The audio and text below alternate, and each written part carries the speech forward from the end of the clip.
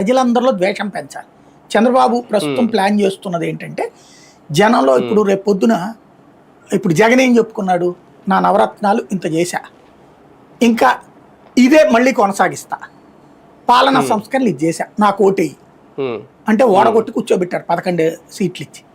కాబట్టి ఇక్కడ భావోద్వేగంతో ఓట్లు వస్తాయి కానీ అభివృద్ధితో కాదని చంద్రబాబు ఫీల్ అవుతున్నారు.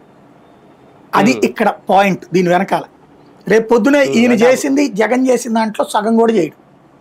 ఆయన నవరత్నాలు కంప్లీట్గా చేశాడు. ఈయన సూపర్ 6లో 3 ఇచ్చి 6 అనుకోమంటున్నాడు. మనకు కనుక పూజ చేసేటప్పుడు పంతులు గారు ఏం చేపిస్తారు, ఏది బట్టలకు బదులుగా వస్త్రానికి బదులుగా పువ్వు వేస్తున్నాం, లేకపోతే కనుక బంగారంకి బదులుగా అక్షంతలు వేస్తున్నాం అని చదివిస్తారు మంత్ర. అట్లాగా ఇక్కడ అదే నీకు 1500కు బదులుగా P4 అనుకో, స్కిల్ దాని పేరేంటి నిరుద్యోగ వృత్తిగా స్కిల్ డెవలప్మెంట్ అనుకో, 50 ఏళ్ల పెన్షన్కి బదులుగా ఇంకొకటి అనుకో, ఇట్లాగా అనుకో అన్నటువంటిది 3 ఇచ్చి ఇది. కాబట్టి ఇది చెప్పుకోలేరు, నేను మీ అందరి బతుకు బాగు చేసేసాను, మీరు అద్భుతమని. నేను జగన్ నాశనం చేస్తుంటే ఒక సేవియర్గా మిమ్మల్ని రక్షించబోయా, ఇది నెంబర్ 1. రెండవది వచ్చేటప్పటికి జగన్ ఉంటే మాత్రం చాలా ప్రమాదకారి, ఎవడు రాడు రాష్ట్రానికి, ఉండకూడదు.